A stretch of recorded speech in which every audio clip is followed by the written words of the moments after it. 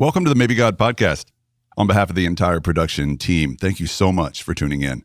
I hope that these stories that we've been telling on this podcast have inspired you to have deeper conversations with your friends and your family and loved ones, because that's really what this podcast is all about. We think of Maybe God as a conversation. Some of our best episodes all time were born out of questions or ideas that you, our listeners, sent to us. So whether you've been listening for years or you're brand new to the Maybe God family, we would love to hear your feedback about our past episodes or your ideas for future shows. Simply email us at producers@maybegodpod.com. Also, it would mean so much to us if you would just take a moment and give Maybe God a 5-star rating on Apple Podcasts if you haven't done that yet.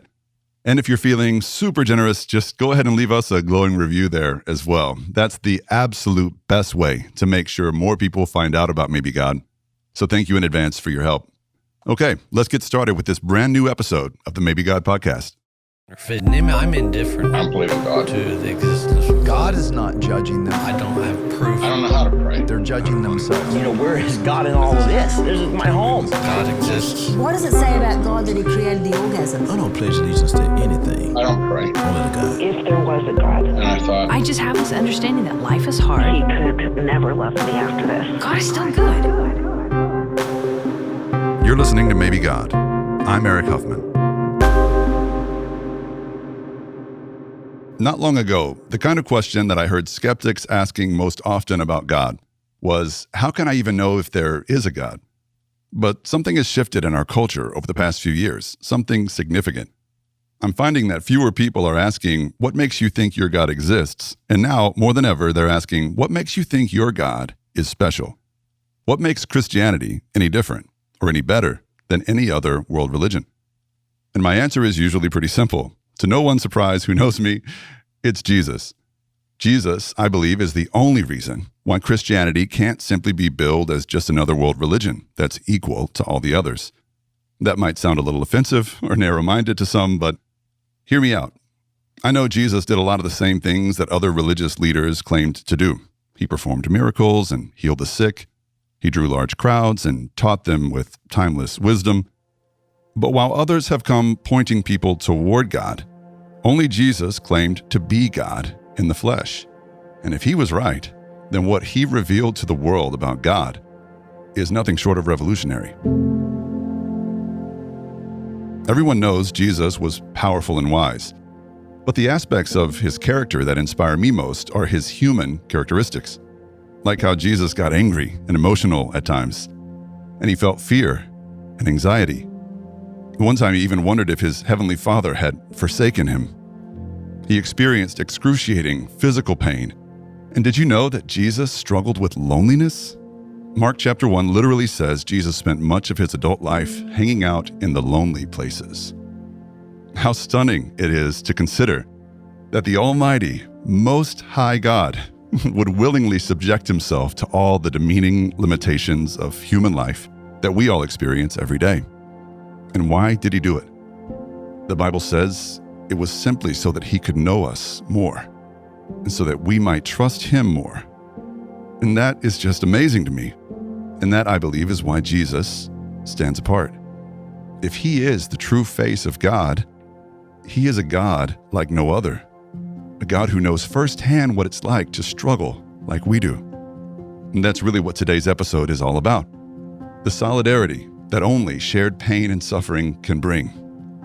These are the stories of two skeptics and how the pain that they've endured is leading them both closer to God and to the people around them. Our first guest is Ben Higgins. If you haven't heard that name before, you're probably not among the millions who tune in each season for ABC's The Bachelor. Before he rocketed to fame almost overnight in 2016, Ben grew up in the small Midwestern town of Warsaw, Indiana. My childhood was great.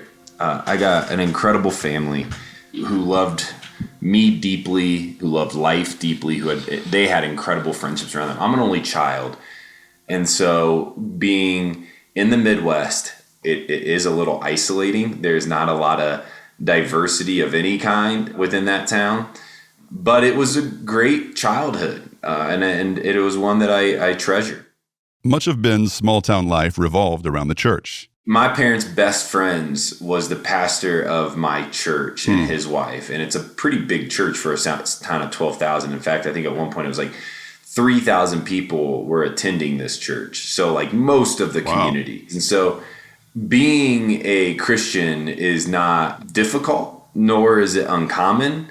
But mostly growing up, it was just being involved in the church that was the biggest part of it. It just felt like the cool place to hang out. Just church felt like the place to be. This is where I can really relate to Ben. I grew up in a town that was even smaller than Warsaw, and the church was my home away from home. The question wasn't whether you went to church in Bedlick, Texas. It was whether you were Methodist or Baptist. And that's all there were. Church wasn't just about religion. It was about community. So I really get where Ben's coming from here, and I also understand what it must have felt like when his faith began to fall apart. One funny thing that I share in common with Ben is that for both of us, the first domino to fall in our childhood belief systems was some sentimental supernatural icon. For Ben, it was realizing that Santa Claus might not be real. For me, it was the Tooth Fairy. It was the first time that something had been ripped away from me, like a belief I held dear. This idea, this thing that's not seen, that's not felt, that's not known, seems nice to me. Santa Claus seems good. He brings me gifts. He cares. He checks in if I'm good or bad. And if I'm good, I'm going to get gifts. And up to that point, I was getting gifts every year. So I was doing something right. Well, all good. Jesus was presented in a similar way at times. If I'm good, I'm in. If I think the right way, I'm in. I can't see, I can't touch, I can't feel. But yet I'm told this God loves me. And so when Santa Claus dropped, all of a sudden it made my mind for the first time start to go, what else have I been told? What else am I living within? That's not true also. For Ben, those questions snowballed once he ventured beyond his hometown. I was just having a conversation with my buddy. He's a pastor, and we were talking through this, and he's like, I've always said if you want your God to be small, just stay in your hometown. And I would say that's so true. I just went to college 3 hours south, and I was still in Indiana. And it was rocking my world. Just wait till I started to travel the world. And I started to travel even within my own country from east to west coast and hearing the stories in between.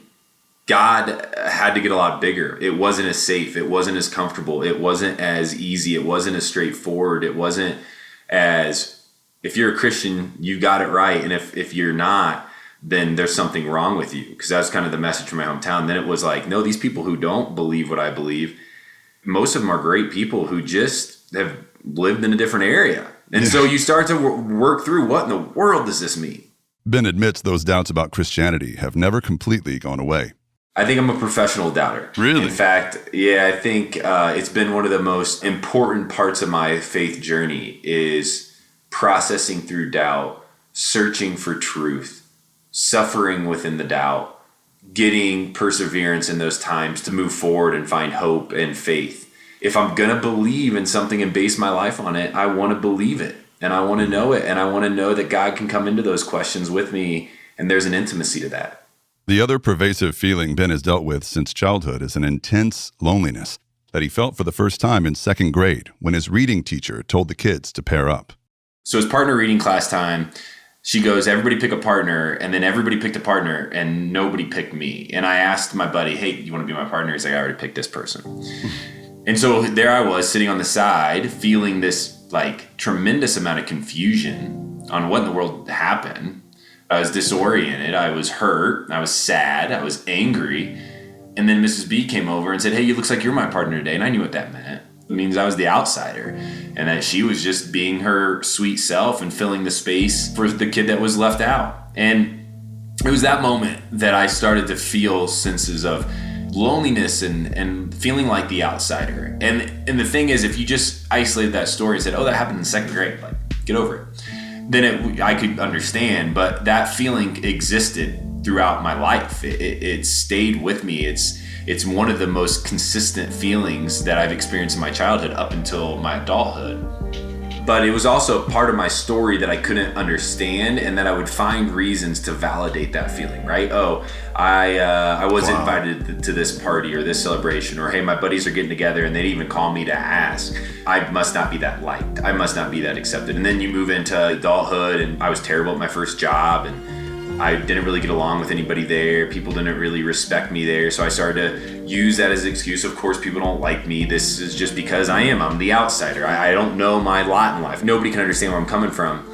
So it's been a story I've validated, but it's also because it's a feeling that I've experienced. If you've seen Ben on TV, it might be hard for you to believe that this popular, attractive young man, who was once America's most eligible bachelor, struggles with loneliness and self-doubt. One way that he masked his insecurities in high school was by building his identity around sports.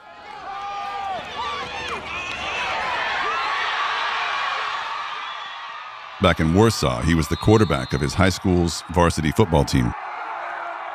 During the second game of his junior year, Ben suffered an injury that not only ended his season, it stripped away the facade that he'd been hiding behind. I was rolling out and I got hit in the knees and it just totally destroyed my knee. We're talking ACL, PCL, MCL. Dang. So, I mean, it was gone and I knew it. While he was lying in the hospital bed, awaiting surgery, reality started to set in. I'm kind of divorcing from being an athlete. Like, basketball season's not going to happen. I know that. Football season's done. I don't think I'm going to get back for the next year.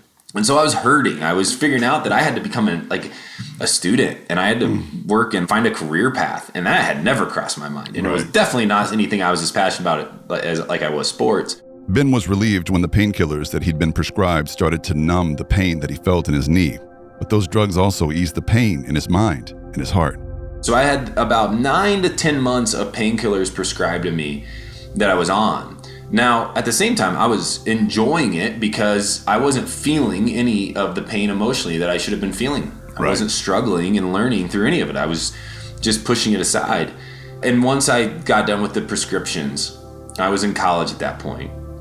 And I was finding it wherever I could because as soon as I would go sober, as soon as I'd take a day off, more emotional pain would seep in. I didn't want to feel anything. I felt worthless, and getting high and sitting on a couch felt like the best I could do. And so it ended up becoming years and years of struggling with a deep addiction to painkillers. It took Ben many years to open up publicly about his addiction to painkillers. The first time was just this year when he released his first book, Alone in Plain Sight. In one of the most vulnerable chapters of the book, Ben admits that while taking painkillers in college, he'd completely given up on his childhood faith. He was starting to treat the people around him like objects for his pleasure, and the shame became too much for him to bear. It all came to a head one morning after a one-night stand. And I walked into the bathroom at my house at the time. I looked myself in the mirror, and I can't even tell you, there was something that just came over me like this wave of emotion. And I looked at myself in the eyes and said, you're not the man that you ever wanted to be. And you're not going towards anything good. You're on a path of destruction. You're hurting people along the way. And you're settling for it by numbing yourself. And for years, I hadn't had this type of introspection. For years, I wasn't aware of the things going on. For years, I was like, yeah, you know what? I hurt this person. I'm going to get high. I'm going to sit on the couch. In a couple hours, it won't even matter to me. And I'll move on. Yeah. I don't have to confront it. And then at that moment, I realized that if I wanted to be any type of the man that would make a difference in this world, any type of man that could try his best to represent Jesus well and represent love well, then I needed to make a change. And at that moment, I did. At that moment, I did get help then. I don't want to say I just cold turkeyed this thing and said the next day I'm good, I'm free. I did get help, but that was the moment I stopped. Wow. That's awesome. And it's so awesome that you're vulnerable and real about it. Man, you could have just as easily left that part out of your book, and you didn't. And I know a ton of people are going to be blessed because of that. I hope so. After college, Ben moved to Denver for a fresh start. He didn't know anyone there. He just wanted to escape what he calls his bubble in Indiana. So I moved to Denver. I know nobody. It's a very sad life, man. I'm not dating. I don't have any friends. I'm living in an apartment alone. I'm going to work every day. I'm not good at my job at all, and I know that. I was the youngest person in the office by far. It was a software company. And I was a business analyst at the time. And I was sitting at my desk testing code. Sounds exciting. It wasn't. And I shut down our whole company system. Literally shut down the company. Put in a code, test code, it ran, it bugged out the system. Everybody, 150 employees are like, what happened to the program? Oh. And I'm sitting there going, I messed it up. I don't think I was going to have a job much longer, is the truth of that story. And so a week later, I'm sitting there and dealing with all of this, and the lady at my office comes up to me. She was the marketing director at the time, and she said, there's the Bachelorette casting calls in Denver today. Do you, you're the only person in here that I think would go on the show or could go on the show. If I take you down there and take you to lunch, would you do it? I said, I'm not going to a casting call. She said, okay. If I sit beside you and we sign up for the show, if they call you, would you do it? And I said, yes, that would work. Well, for two reasons. One, I knew I didn't have a job much longer. Two, I wanted to shake life up a bit. My story was becoming pretty repetitive and rhythmic and kind of boring and sad. And I was like, this seems like an adventure. And then a week later, I get a phone call from California on my phone, and I answer it, and it's ABC going, hey, saw you signed up for the show. Let's start talking. Hello. Hi, Kaylin. How are you doing? Good. How are you? I'm great. I'm Ben. Hi, Ben. Nice to meet you. You look absolutely beautiful. Thank you. I have no doubt this is going to be a lot of fun. I look forward to talking to you inside. And so then, all of a sudden, I find myself stepping out of a limo. There's not prep for this. And you walk out in front of 200 people because there's a lot of people working and cameras at this mansion that you've seen on TV, and you're in it. And you're going on dates, and you're living in a house with 30 other men dating the same person, and you're trying to figure out what the heck you're doing there. It's odd. I'd say there's no prep for it.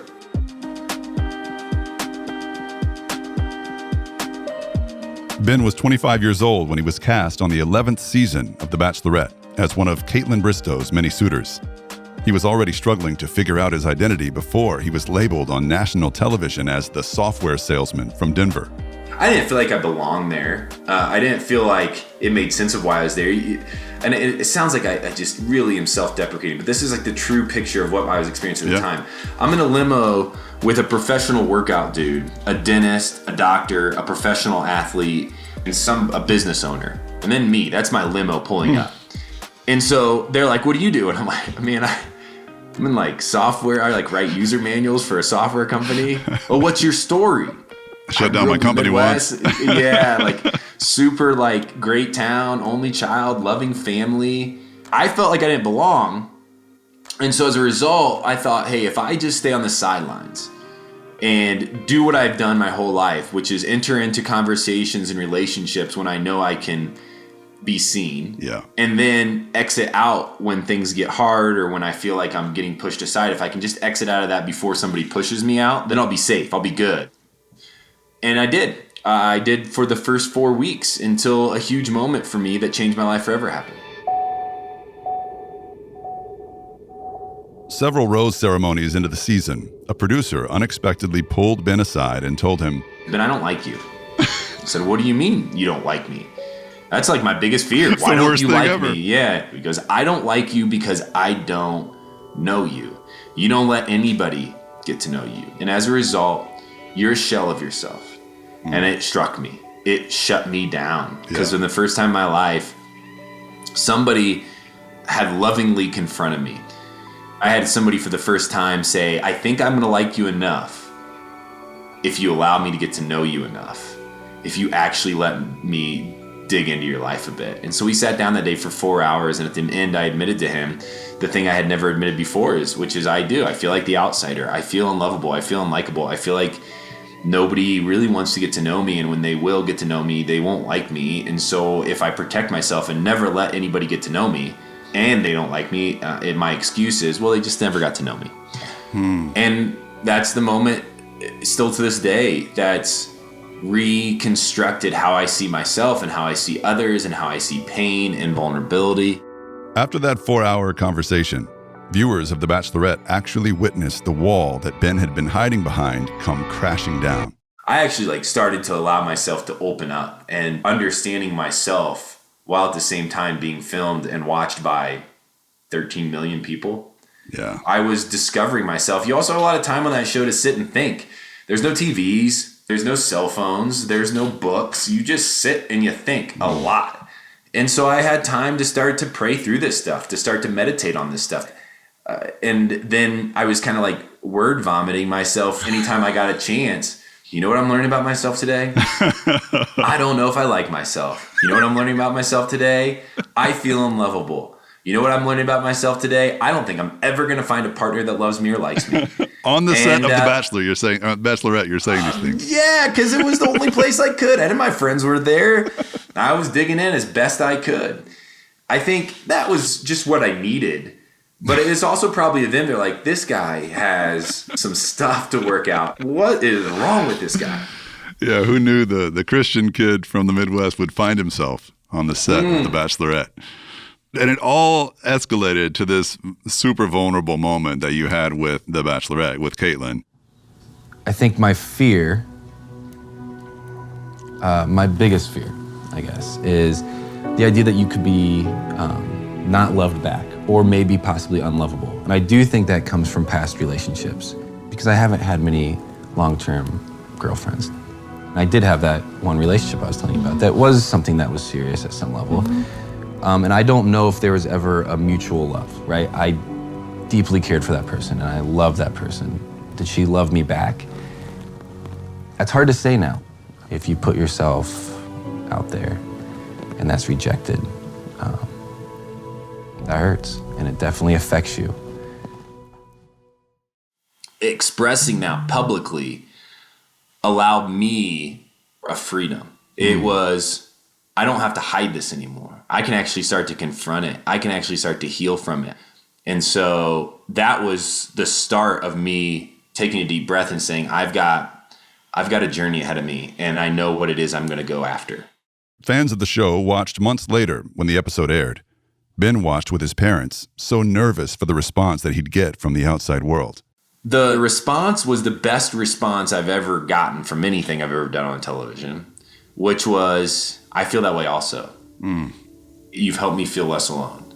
You've connected me to your story because you said something that I felt that I've never expressed.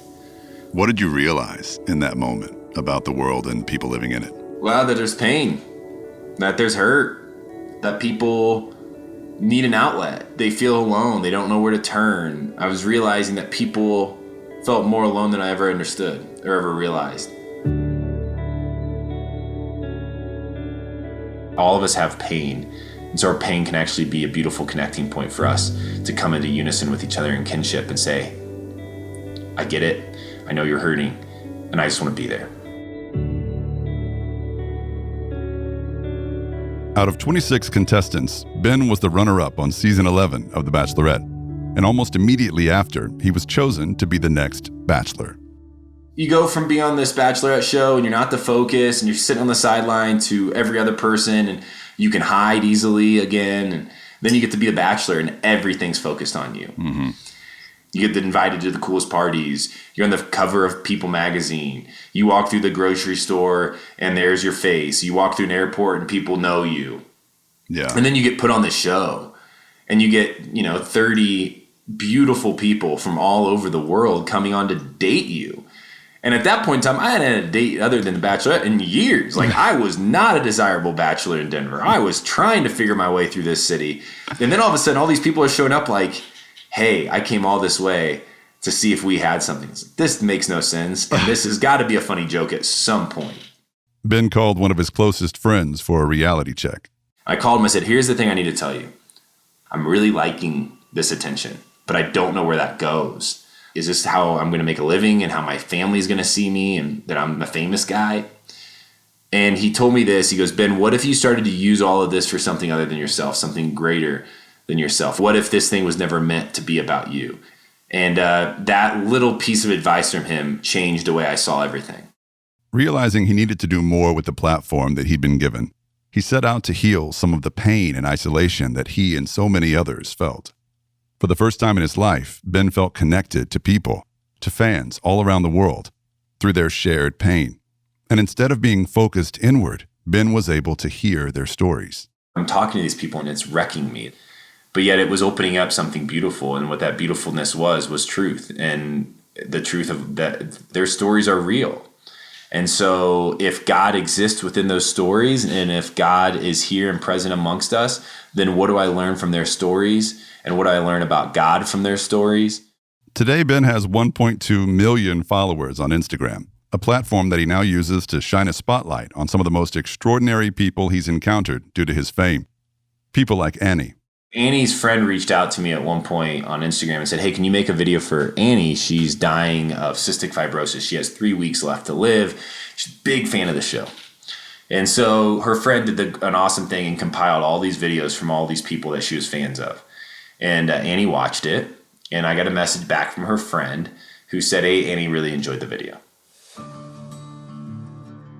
Hi, Annie. Hey, Annie. Hey, Annie, what's up? Annie, hello. You know, this is a really sad time in my life because I didn't want it. I don't want it to end. But every time I get these videos, it distracts me and it makes me forget about what's going on, and I couldn't be more grateful for all of it. There's something in that moment that stuck with me because I had just spent 15 seconds on a video with a girl who has 3 weeks to live. She watched it and enjoyed it. And so I asked her friend if I could reach out to Annie, and she said yes. And so I did. And Annie and I started a friendship in her last few weeks that I'll hold on to for the rest of my life because she knew she was passing away. She had been declined her 3rd lung transplant. That's why she knew she didn't have much time to live. And in that last few weeks, she allowed me the space to ask her questions that mattered. What does it feel like to know that you're dying? What lessons on earth do you wish you could still share with those around you? And Annie's wisdom, and I don't want to go too far because I would love for people to read the book, but the whole section's called But a Breath because she claims and says that death is beautiful and can be beautiful, but also to understand that for all of us, life is but a breath. And so what are we going to do with it? What urgency are we going to confront injustice? At what urgency are we going to stay curious? At what urgency are we going to love others well? Because we don't know when it's going to be taken from us. What am I going to do with this time that I have here? Be it 100 years, be it for her 22.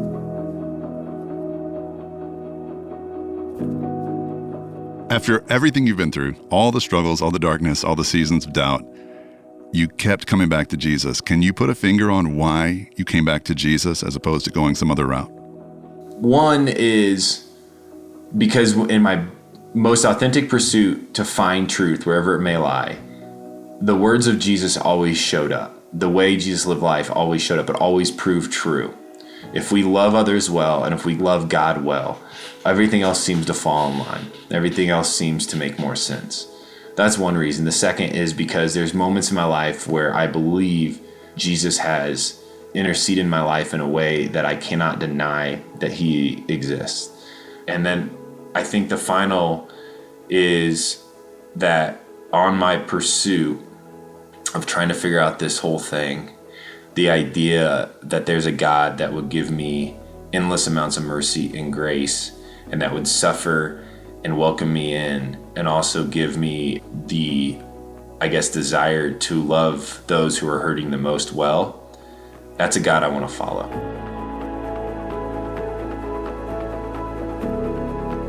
Ben never found lasting love on The Bachelor, but he did find his fiancée, Jessica, on Instagram. Hey. After he saw a picture of her on social media, he slid into her DMs, and the couple has talked every day since. And pretty soon, if everything goes according to plan, Ben will no longer be a bachelor. He and Jessica are set to tie the knot this November.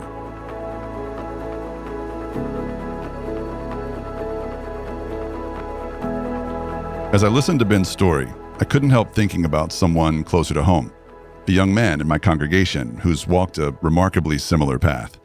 Like Ben, Cam is one of those guys who seems to have it all. He's tall, athletic, and handsome, and also like Ben, he was thrust into the national spotlight. But behind the scenes, he has dealt with more than his share of struggles, including serious injuries, setbacks, insecurities, and sacrifice. Cam, how you doing, man? I'm doing well, Eric. Glad to be here with you. I've been wanting to do this for several months now. Likewise. Ever since we first got together at the coffee shop. Mm-hmm. Cam started watching my church's Sunday services shortly after COVID forced us to close our doors and to gather exclusively online. And like many men in their 20s, his motivations for tuning in weren't entirely pure. I was interested in a girl who is a member here. To be honest, I hadn't gone to church in I can't tell you how many years. I grew up Christian and predominantly went to the Church of Christ. And when I went to college, I didn't really, participate in that. And then after college, it wasn't really something that I was on a constant basis. Yeah. And when this young lady had told me about your sermons, specifically ones about swipe right, the dating. Yeah. And in my mind, it's like, okay, she is giving me the playbook. It's like watching any romantic comedy. Like guys, I'm not going to watch a rom-com, but it's like, no, that's the syllabus. That's the way to the heart. And so the specific one about are you your dream date's dream date, right, that really struck a chord with me because it's like I have had always really high expectations in what I was looking for in a significant other, girlfriend, and future spouse. Yeah. But then I reflected into myself, like, am I living that life? Wow. It is almost kind of hypocritical. Cam didn't end up being his dream date's dream date, but he kept coming around the story. And over time, I witnessed his attention shifting from girls to God.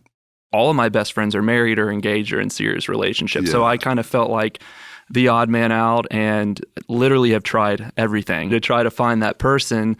And I did feel incomplete because I've been single most of my life. And the way that you kind of position that in some of your previous podcasts and sermons about singleness does not mean incompleteness. It really did take the focus away from me trying to woo this girl and be a godly man to have her be my girlfriend and, more than that, to me reprioritizing why I was truly brought back to my relationship with God. Cam grew up here in the Houston area. And like Ben, sports became his identity throughout middle and high school. 3-sport athlete, baseball, basketball, and football. But basketball was always my passion. And how much did sports mean to you at that point in your life? It was everything. Yeah, I'm 6'4", so I'm not super short, but I was a relatively small forward. And growing up in 5A Houston basketball, I remember my freshman year of high school, I was literally guarding 7-footers. Yeah. And Jimmy Butler, who's in the NBA, he was in my district. I had to guard him several times. How'd that work out? Actually pretty good. You locked him down? I locked him down. Man, I need your autograph after this. Yeah.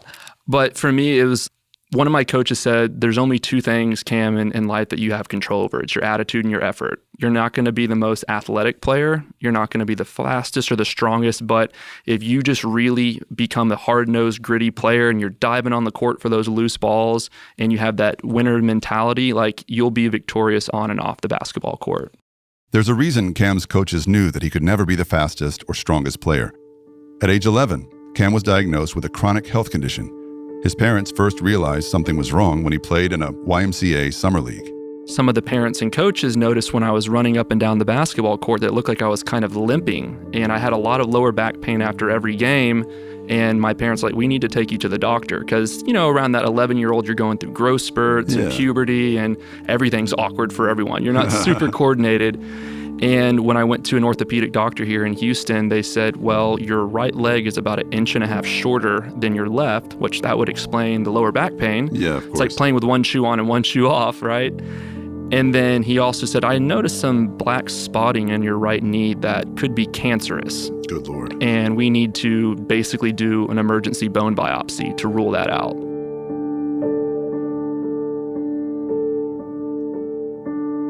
Just kind of picturing being age 11 and you hear the C word, cancer, and your mind really does kind of spiral out of control. And your mom was probably freaking out. Oh, she was, yeah. And it was after getting that surgery on my knee that about 2-3 weeks after I started to develop this really bad chronic and progressive swelling.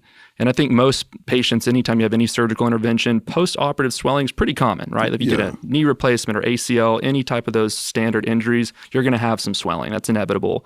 But mine was getting worse and worse, even with physical therapy. So we're like, something's wrong here. Yeah. And so that led to this whole, I want to say about a year of going to the top specialists in the medical center here in Houston, trying to get consensus and find a diagnosis too, which ultimately led to me being diagnosed with a condition called lymphedema.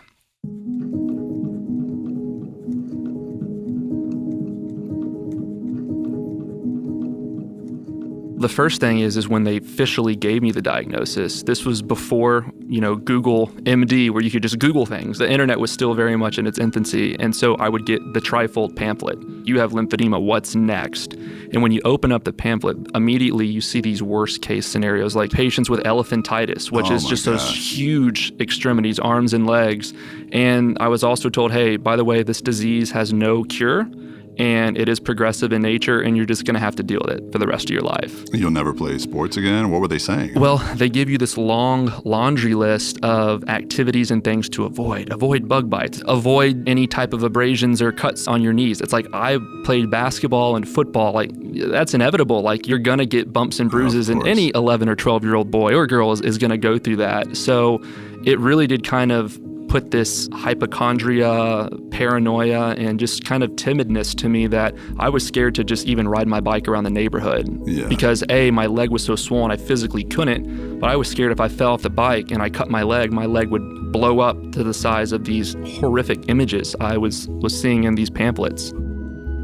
And finally, when they did say lymphedema, they said, well, here's the treatment protocol. You basically go to a therapist who's going to massage it and then wrap it in these very heavy, thick bandages that you have to wear 24/7 for 8 weeks until we can get the swelling down. You then have to wear compression garments basically for the rest of your life, like really thick grade. And not like the cool Under Armour, Nike, Lululemon compression that's pretty acceptable now in athletics, but like medical grade. Very thick, very uncomfortable, and kind of just look like pantyhose. And frankly, I got teased a lot playing sports. They would literally chant pantyhose when I was at the free throw line playing the opposing teams. That was like your nickname, a term of derision, pantyhose. Yeah. And that'll traumatize you. Well, and Spice Boy, too, because the Spice Girls were really popular during that time. And because of the leg length discrepancy, I had to wear a platform custom in my shoes. So I'd have really cool Michael Jordan shoes, but there would be an inch added to it. So it literally looked like a platform. So wow. Just a lot of embarrassment and personal shame, but honestly, I used that at a young age to fuel my work ethic and to not only prove the coaches wrong and the opposing team wrong, but really to myself that I could meet a physical challenge if I really just stayed driven and focused on that, regardless of how much pain it was causing me on every single day. Yeah, that's amazing. I can't imagine being in those shoes and what it was like for you to try and continue to live a normal childhood, to try and continue to play sports, facing all those limitations, assuming it was painful. Yeah, it is. It really is. So it's a chronic, painful swelling that can only be addressed by compression and elevation, and it doesn't go away. Have you been wearing those compression things ever since? Every day, yeah. Wearing one right now. Compression tights haven't completely controlled his lymphedema. In 2014, Cam's life was interrupted again by a series of surgeries. He was a 25-year-old bachelor working at an advertising agency in Austin, when one day he was climbing out of his truck and his knee locked up, leading to the most intense pain he'd ever felt. His roommates rushed him to the hospital. Doctors had no idea what to make of his condition. And he ordered some MRIs and he said, I've been an orthopedic surgeon for 25 years and I've never seen this much swelling in a limb that didn't have a torn ACL or MCL or any other acute injury. He's like, I think you have an infection. And so that led to emergency surgery where they basically opened up and cleaned the knee out. And that episode of infection in itself is terrible because when I'm recovering in the hospital from anywhere from 2 to 14 days, then they put a PICC line IV antibiotic in me, which is really, really strong antibiotics, and that lasts for 8 weeks. So that's one episode. So from 2014 to present day here in 2021, I've had 9 episodes of infection, which is equated to 13 major surgeries. It's like I get progress, I start going through physical therapy, I get my life back on track, and then sporadically, I'm back in the OR, I'm back on heavy antibiotics, my life is on hold. I've lost friends, girlfriends, job promotions, really anything that had positive momentum was 2 steps forward, 20 steps back. Imagine the frustration of being a 20-something bachelor with your whole life ahead of you, and then almost overnight, as all your friends are getting married and going on vacations, you're bound to a wheelchair, forced to learn how to walk again. Not only did Cam begin to pity himself, he couldn't fight the feeling that his potential dating partners started to pity him as well. I just wanted to be this male figure of, I'm the one who's supposed to be the strong, supportive one. I'm supposed to take care of you. And I think I know a lot of men, we get kind of prideful And we have this society that says, hey, chin up, muscle through it. Like, you don't need to be weak. And I honestly would feel like less of a man every time I had one of those infections, because it's like, regardless of how strong I thought I wasn't strong enough to beat the infection. I wasn't strong enough to keep these women interested in me, even when I was basically at rock bottom. Oh, it sounds awful. I can feel that pain from a second degree kind of empathetic way. But how have you dealt with all this? It's a lot of, you don't want to be a sob story. I know that. No. And you still look like a typical young athletic guy who could get most girls he wanted out in the world, right? But you deal with this reality too, and you have now for years. So with all of that in mind, all that you've been through, how do you cope with it? And how do you think about God in terms of everything? Well, to be honest, up until recently, every time I had one of these episodes of infection, I would blame God, or I wouldn't talk to him at all. I would just completely be numb to it. I would say mostly it was bitterness. I was like, what am I doing wrong to deserve this? So there was a lot of disappointment. And instead of filling my life with prayer and scripture and turning to God and using this as a learning opportunity, I just, for lack of better words, I was basically an atheist. I was not a believer at all, wasn't going to church, and would turn to things like alcohol and drugs. And when I was single, and a lot of dating a lot of women. Mm-hmm. And I'm sure you had your share of dark moments. Can you take me to like one of the ones that stands out, a truly dark moment?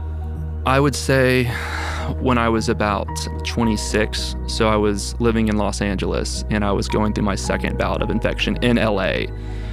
And I just felt so alone. And I thought I was going to be alone for the rest of my life. And I just remembered thinking to myself, who's going to want to marry me? What kind of father am I going to be where I can't play with my kids? I can't walk my daughter down the aisle because I can't walk at all. I had suicidal thoughts, and I've never even told my parents that. So if I'm being honest with myself, that was probably the lowest I've been, is when I almost wanted to call the nurses in and say, hey, like, let's give me the drip that's going to end this all, because this is not a quality of life at all. There's daily pain. Anytime I make any type of progress in my life, personally, professionally, financially, one of these episodes of infection happens, and I'm back worse off than where I was initially.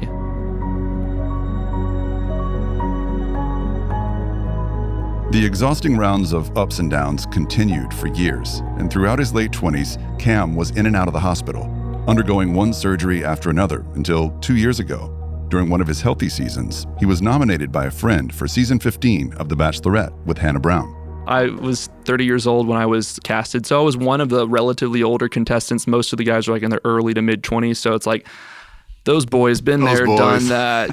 I am so ready to be a husband and ultimately a father. That was kind of the platform and what I was running on, and those were the conversations that I was having with Hannah Brown, that like, hey, this is why I'm here, type of thing. But I think the problem is that we've seen such a shift in the prominence in social media that a lot of people do it just to get that social media fame, that they'll go and put on this front for the cameras, almost like, a movie star, and then when the show ends, you have all of these opportunities to do things on Instagram and Facebook and appearances, and you're a public figure. You weren't truly there for love, or as the vernacular everyone knows, you're not there for the right reasons. Right, but you were.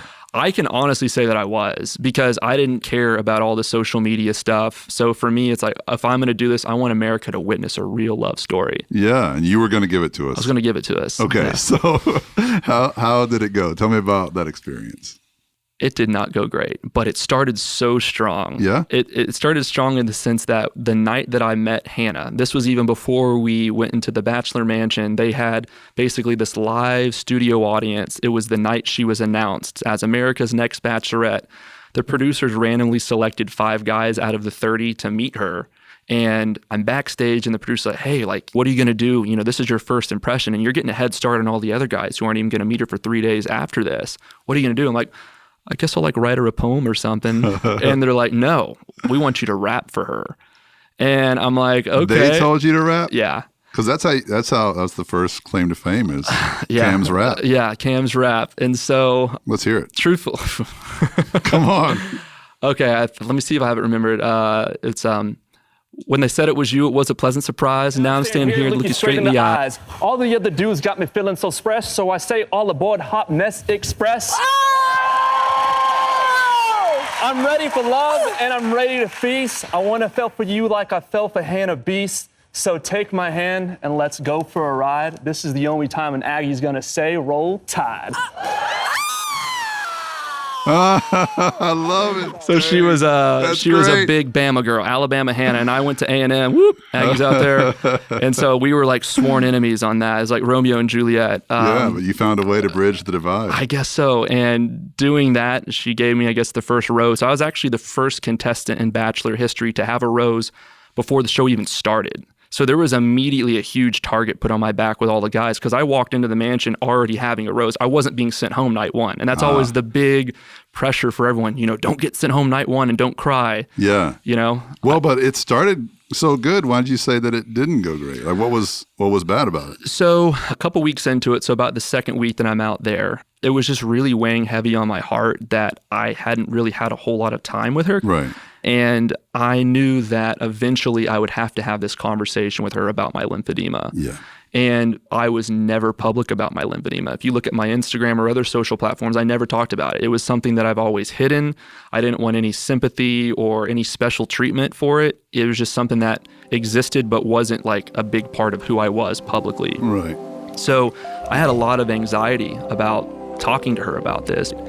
And in my mind, I was thinking, okay, well, if you're here to win this thing, and if the prize is this woman's heart in marriage, I started thinking about wedding vows. And one of the wedding vows that I think is most sacred is in sickness and in health. Right. And so I had to be very, very honest and transparent with her relatively early on about my sickness because I wanted to make sure it was something that she could handle.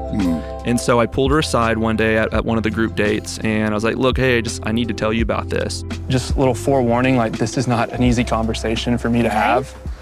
But back in the year 2014, I was getting off work and all of a sudden my right leg locked up on me. And all of a sudden I was running a fever and they had to rush me to the hospital. Essentially, they told me that I needed to get an amputation. So I didn't want to go into tonight's rose ceremony without being fully transparent with you and giving you the full picture of who I am. Thank you so much. Thank you so yes. much, Hannah. You're amazing. And she actually received it very well, but that changed very quickly. So about 45 minutes after that conversation, she had talked to another guy in the house. I first want to say I did appreciate you telling me what you did today. But I just had a conversation with Mike and was told that, you thought you were going home this morning and let all the guys know. And I just feel like it's an interesting time for you to bring up this story and like a ditch effort to stay. And so I'm just, I want to know if that's true and just... Sure. Yeah. So this morning, I did want to make it clear to guys that I did have something very serious that I wanted to talk to you about. Well, I heard a pity rose. Pity rose? That was literally the first time in a long time that I had felt like I had to defend myself for having this chronic disease.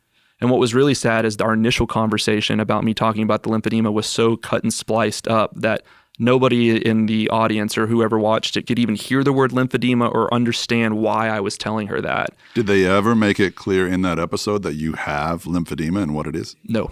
So what does that do to you in your public persona? Like, what's the fallout?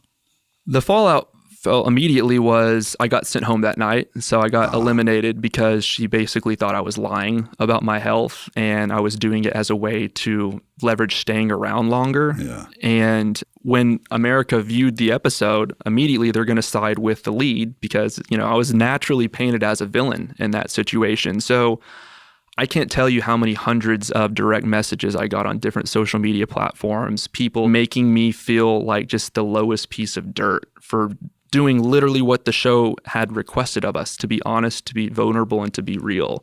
When people would say, Cam's the worst, who would want to be with him, type of thing, and I would get those on a daily basis. I even had death threats sent to me. And so I just started believing all the things that these complete strangers who didn't know the true me were saying. And it truly was and still is a PTSD. Yeah. And things online live forever. Exactly.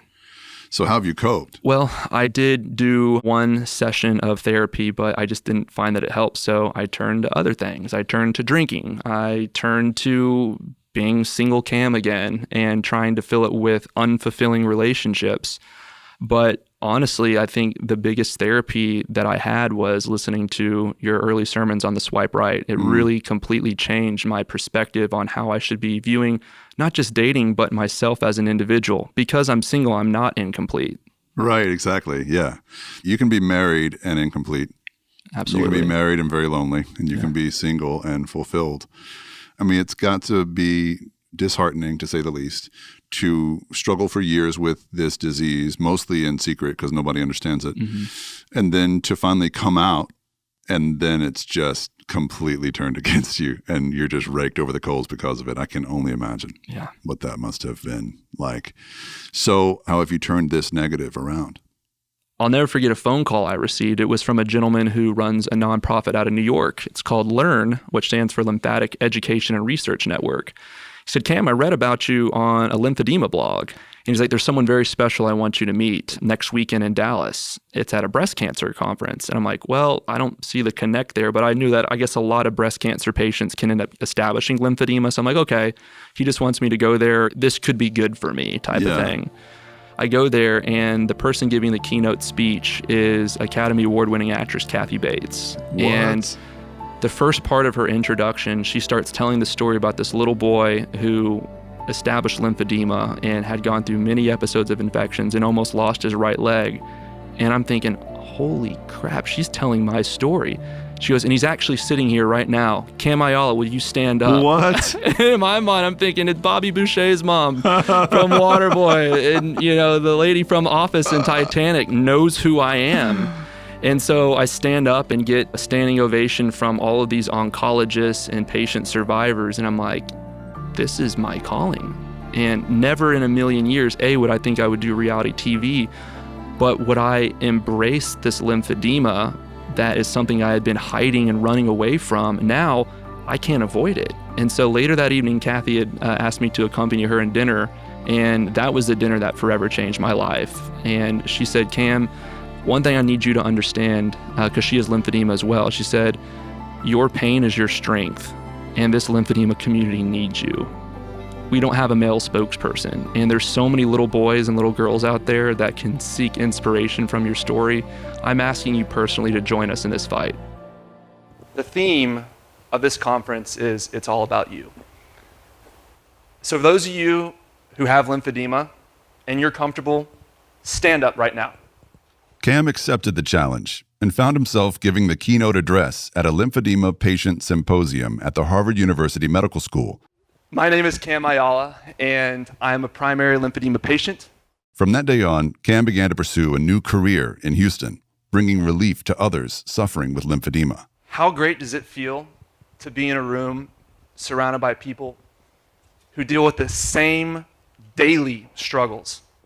One of my mentors, she told me a quote that I'll never forget that just resonates with me. She says, the purpose of life is to find your gift, but the meaning of life is giving that gift away to others. And using my personal lymphedema testimony, I have a little name badge here that says I have lymphedema. So when I'm going into a clinic and I'm talking to a physician, or when I'm into a patient's home, that's the first thing I point to. I say, I'm one of you, I'm here for you.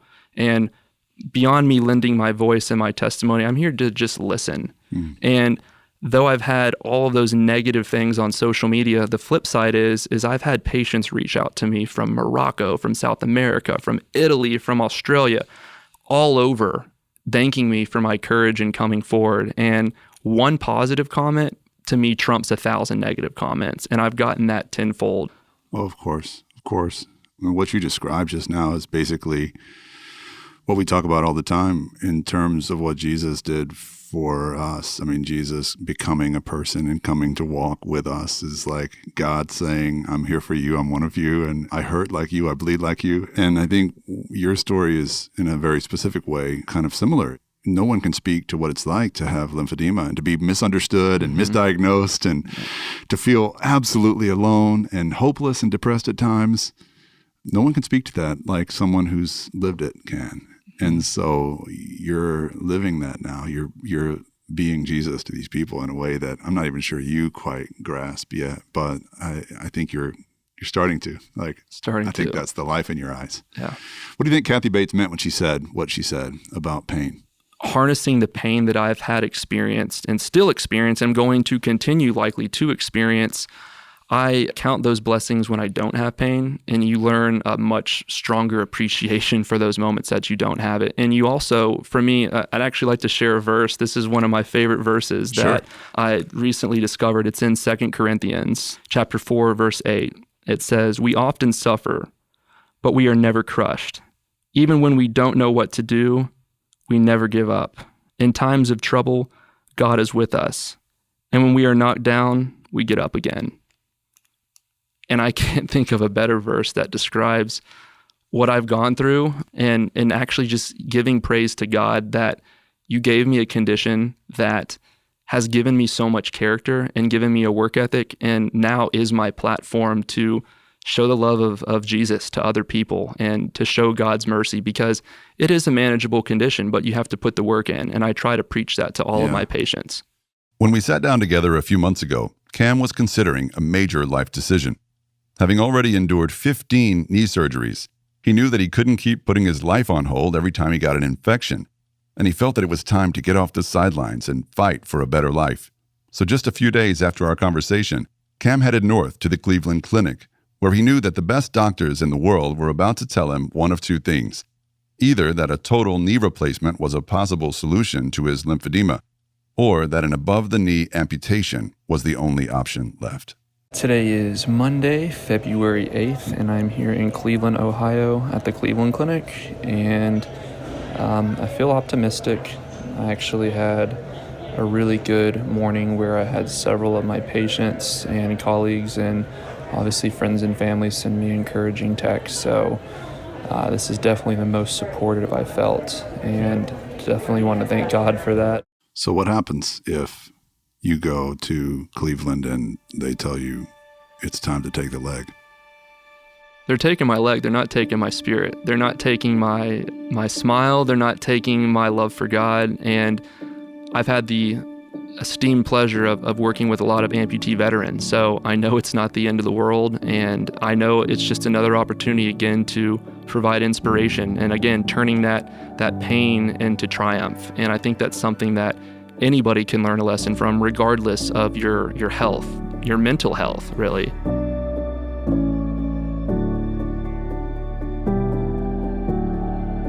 Ultimately, Cam's doctors cleared him for a total knee replacement to save his leg.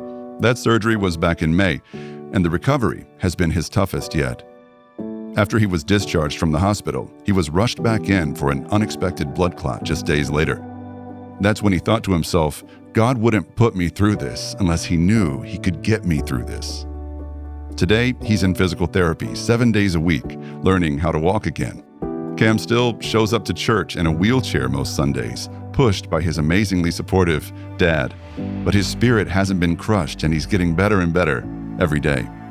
He told us that Jesus and the Story community and his family and close friends have been the ones who've kept him fighting. It's not every day you get to sit down with two of TV's most famous bachelors. But neither of these conversations went the way that I expected they might. From the outside looking in, both of these guys seemed to have it all. They're good-looking, well-spoken guys from all-American families. Most young men today would probably trade places with these two guys in a heartbeat.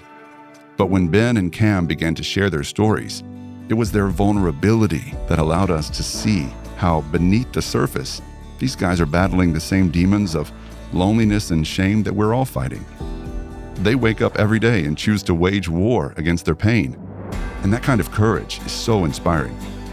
No matter how good your life might look from the outside, I'm guessing there's real pain and shame hidden beneath the surface. And I hope that the stories in this episode have challenged you to keep fighting the good fight. And most importantly, I hope you heard both Cam and Ben saying that they wouldn't be where they are today without the people God put around them, who loved them every step of the way. Although we're all bound to experience pain and shame in this life, none of us is meant to endure pain or shame alone. As the Maybe God team worked on this episode, we couldn't stop thinking about the words of author and psychiatrist Dr. Kurt Thompson in one of the most important episodes we've ever produced. So we decided to close with this clip of our interview with Dr. Thompson from the Season 3 episode called Should We Get Naked Together? One of the things that we notice about neural networks is that those things that tend to be afflicting, affective states that are afflicting, things that I don't like, negative emotions, I can take those in and encode those very, very quickly. For shame, I can encode it in less than 3 seconds. And it will stay with me. For me to encode the felt sense of the compliment that you pay me will take somewhere between 30 and 90 seconds. And so the sheer volume and the work involved for someone to countermand the amount of shame that I'm collecting in my head requires a platoon of people. It's not just a single person's voice that I need to have in my head to counteract what is going on. I need the voices of many people. I need to hear them a lot. Wow. The very neurophysiological phenomenon that we experience is such that when I anticipate turning toward anybody, it ramps up my sense of what it is that I will feel that feels so bad. And so naturally, with shame, I turn away from anyone, but the very thing that I need is the other in order to help my neural networks be reconnected. But the very thing that I need is the very thing that I will not do on my own. And so this is where, from a kind of a, the anthropology of the biblical narrative, when we look at this whole notion that here we sit as human beings who, if we were just stuck in our neurobiology of shame, which we all are, we're not going to turn to other people for help on our own, which is why we got to have somebody come find us.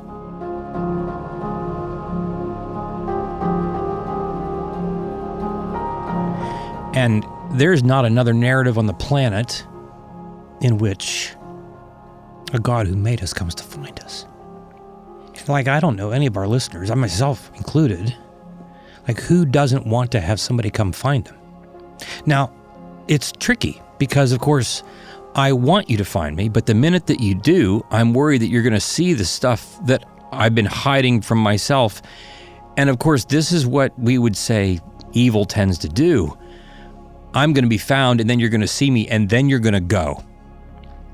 And so it's really tricky. It takes risk to allow ourselves to be loved.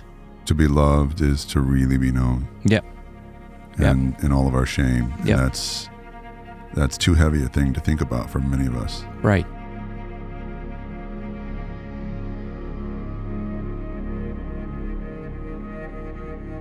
This episode of Maybe God was produced by Julie Merle-Coultois, Andrea Gentle, and Eric and Giovanna Huffman. As always, our talented editors are Shannon Steffen and Justin Mayer, and our social media guru is Kat Bruff. For more information about Maybe God and to connect with us online, head to maybegodpod.com today. And please don't forget to leave us your glowing reviews on Apple. Thanks for listening, everyone.